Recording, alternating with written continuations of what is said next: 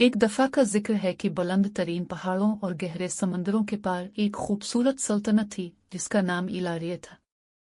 यह सल्तनत सरसब्ज वादियां, चमकती हुई नदियां और रंग बरंगे फूलों से भरी हुई थी जो सारा साल खिले रहते थे। लेकिन इलारिया में सबसे ज्यादा दिलकश मंजर शाही महल का था, जहां नेक और दाना बादशाह थियोडोर और मलिका इवलिना हुक्मरानी करते थे। इनकी एक बेटी थी, शहजादी एल्रा, जो पूरे मुल्क में महबूब थी। शहजादी एल्रा सिर्फ अपनी सुनहरी बालों और नीली आंखों की वजह से खूबसूरत नहीं थी, वो दिल की भी बहुत अच्छी और तजस्सुस से भरी हुई थी। इसे महल के अर्द गिर्द के जंगलात की सैर करना बहुत पसंद था और अक्सर वो अपने वफादार कुत्ते जिस्पर के साथ चुपके से बाहर निकल जाती थी।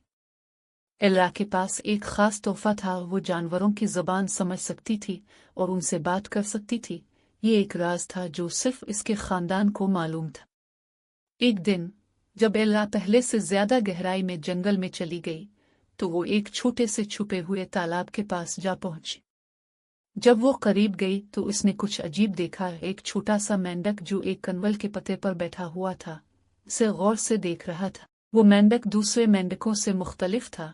उसकी जमुर्द की तरह चमकती हुई जिल्द और हीरों की तरह चमकती हुई आंखें थीं। शहजादा सीड्रेक ने बताया कि किस तरह जादूगरनी ने हसद में आकर उसे मेंढक बना दिया था और वो कैसे कई सालों तक जंगल में घूमता रहा, इस उम्मीद पर कि इसे किसी ऐसे नेकदिल शख्स की मदद मिलेगी जैसे कि एल्रा थी।